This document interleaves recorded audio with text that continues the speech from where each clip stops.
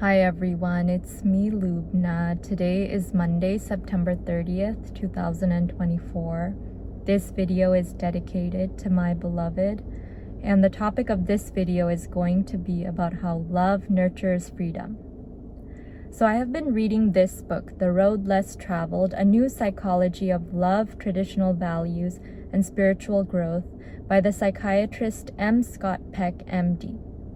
And the other day I read a section in this book that is titled, Love is Separateness.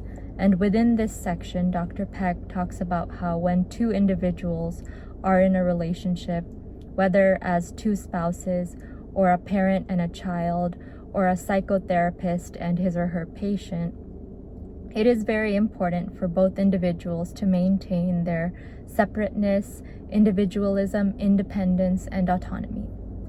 And to illustrate that, Dr. Peck in this section includes some lines from The Prophet by Khalil Gibran, and he includes On Children and On Love from The Prophet. So I wanted to read those aloud to you. So first I'm going to read aloud On Children by Khalil Gibran from this book.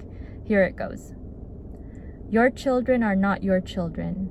They are the sons and daughters of life's longing for itself. They come through you, but not from you. And though they are with you, they belong not to you. You may give them your love, but not your thoughts, for they have their own thoughts. You may house their bodies, but not their souls, for their souls dwell in the house of tomorrow, which you cannot visit, not even in your dreams. You may strive to be like them, but seek not to make them like you. For life goes not backward, nor tarries with yesterday. You are the bow from which your children, as living arrows, are sent forth. The archer sees the mark upon the path of the infinite, and he bends you with his might that his arrow may go swift and far. Let your bending in the archer's hand be for gladness, for even as he loves the arrow that flies, so he loves also the bow that is stable. So that is On Children, and now I'm going to read aloud On Love, also by Khalil Gibran. Here it goes. But let there be spaces in your togetherness, and let the winds of the heavens dance between you. Love one another, but make not a bond of love. Let it rather be a moving sea between the shores of your souls. Fill each other's cup, but drink not from one cup. Give one another of your bread, but eat not from the same loaf. Sing and dance together and be joyous, but let each one of you be alone, even as the strings of a lute are alone, though they quiver with the same music. Give your hearts, but not into each other's keeping, for only the hand of life can contain your hearts. And stand together, yet not too near together, for the pillars of the temple stand apart, and the oak tree and the cypress grow not in each other's shadow.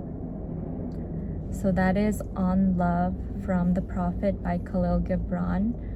And I thought that both of those, On Children and On Love, were very impactful and teach us a lesson about how love is not about possession. And if we truly love a person, whether they are our child or our significant other, in order to show that love, we need to allow that person to be free and make his or her own decisions and trust that individual. And this is very personal to me because growing up, I had quite strict parents who wanted me to always be a certain way and become a certain thing. And to an extent, this is still true. And I think it's just a part of South Asian culture in general, or even East Asian culture. It's very common for parents to force a certain dream onto their children. And it's almost as though the parents or parent is or are trying to live through their child. And I think that real love is when you are able to allow another person, whether they are your child or significant other, to be free and to nurture their growth through independence and freedom. And I remember that when I was in high school, I had gone to the counselor at my school while my parents were getting divorced, and I was kind of going through a lot growing up, etc.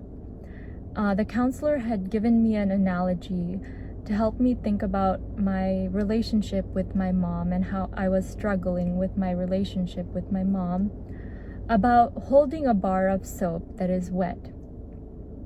If you hold the bar of soap too tightly, it's going to slip out of your grasp. But if you hold it gently, it'll stay there.